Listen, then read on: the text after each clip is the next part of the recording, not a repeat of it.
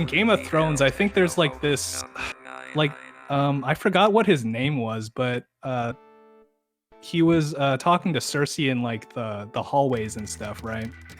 And is this a warm up, by the way? It's fine. Okay, Yeah. good. Continue Just the making analogy. sure. I need to hear this. All right.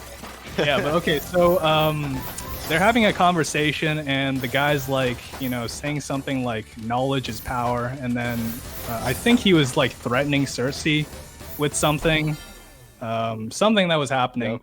But anyway, like he was like, yeah, so knowledge is power. So he's basically saying, I got you by the balls right now.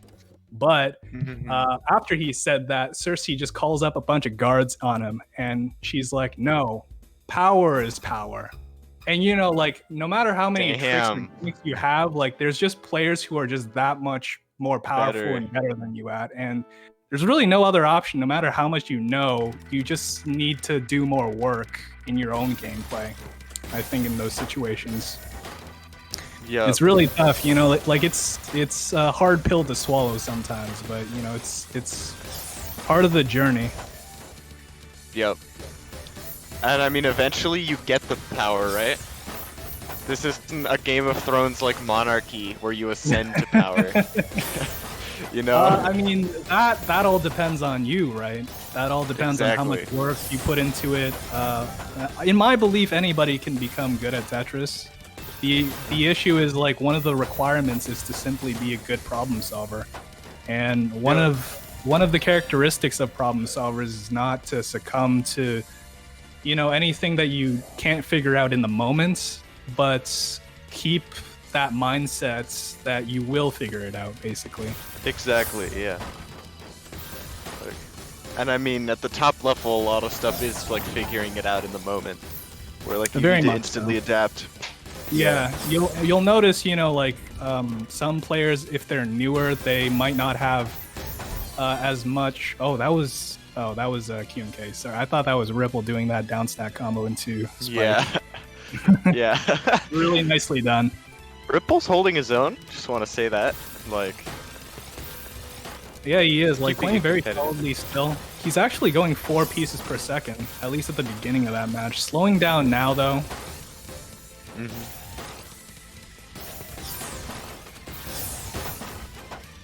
Okay. Wow. Nice. look at that. Wow. Yeah. And had too the much eyepiece garbage too, given by to the way. Ripple. Yeah, Like- Qmk's got to watch that. I think he should layer more downstack combos to be more accommodating of the fact that Ripple can send like those big spikes using those Yup. clean garbage sends that Qmk is sending over. Okay, yeah, Qmk mixing up like a double here and there. Interesting stuff. Yeah. So like Ripple's just doing a really good job at making sure that QMK, like when QMK attacks, that he's always ready for it. Yeah, I honestly think both of them are kind of playing chicken with each other right now. Qmk definitely adopting, I mean, actually both of them really adopting that style of play that we saw Majime going for, Japanese Smurf. Meticulous, calculated. Yep. Oh, my screen kind of glitched out there for a moment. Okay, but we're good.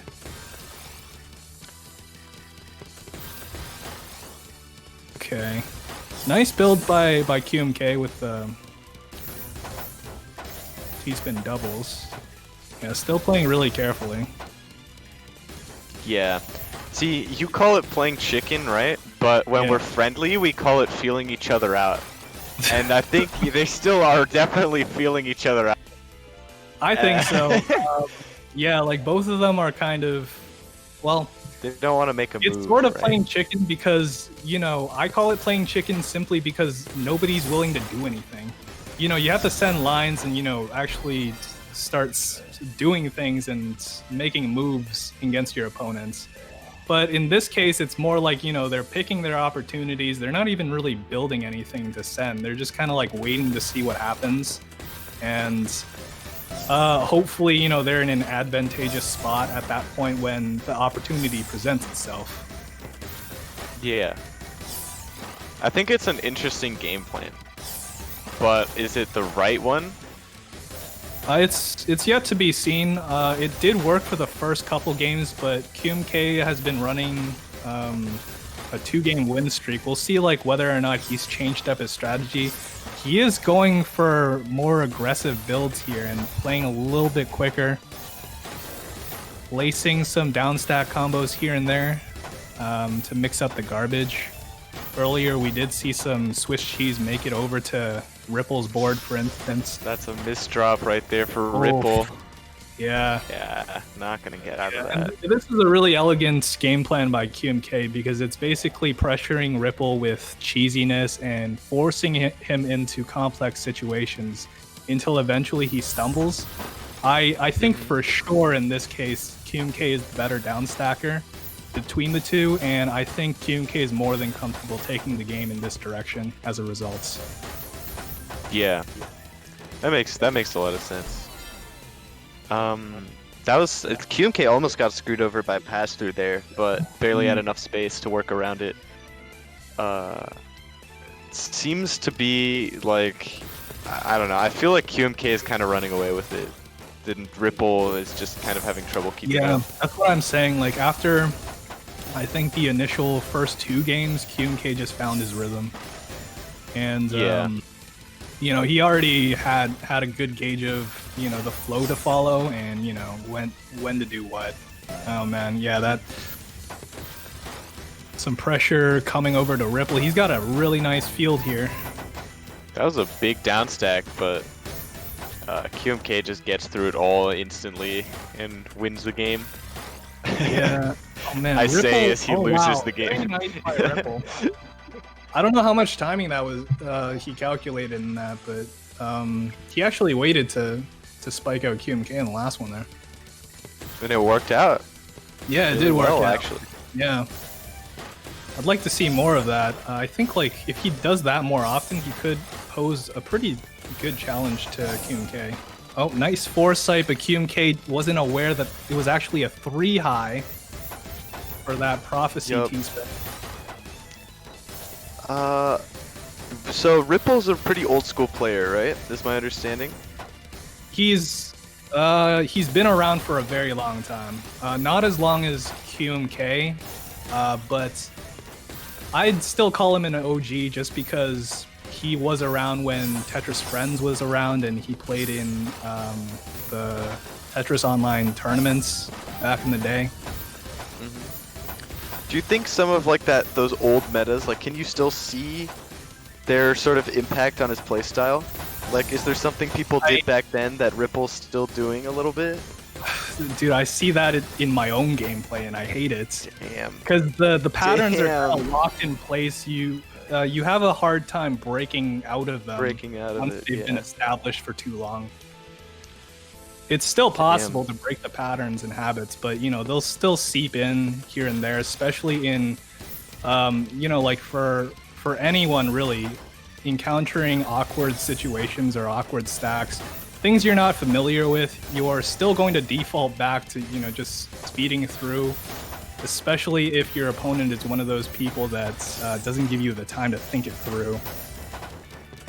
Yeah. Dude, Ripple's got a lot of cheese here, so it's gonna be tough for him to get down. Yeah. Qmk's got such clean builds right now too. Look at that. Ooh. Okay, couldn't extend it even further, but yeah, it always sucks when you get a big downstack combo in this game, but then you don't send anything. So then all the like cheese that you could have sent was worthless, and it just gets canceled. That always feels bad. Oh man, that multiplier spike from Qmk to close out that last round. Misdrop for Ripple didn't help either, but it's too late then anyway, I think. Yeah, this is rough. Yeah, just kind of out of options. PC opening by Ripple here. G-in strategy? He does have it, yeah. A little delayed there. Oh wow, he had the third one if he got there in time. Such vision. Yeah, I'm wondering why he didn't use that more often. I don't know how consistent his PCing is, but That would seem like a pretty decent tool for him at the open. Yeah. Especially since it's shown he can do more than one. Mm-hmm.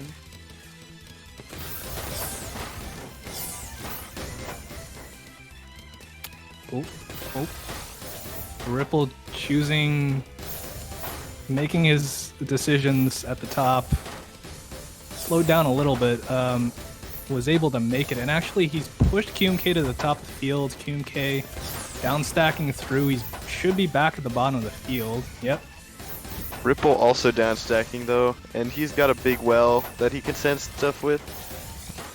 But yeah, I think more focused on position right now. Still in this sort of defensive game mode, where he's just looking to.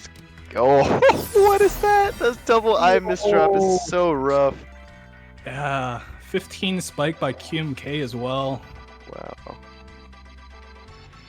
Yeah, I don't think Ripple is getting out either way, but still unfortunate way to go out. Yeah, I mean, I think like he's played spectacularly over the course of this tournament. It's just, yeah, like look at this.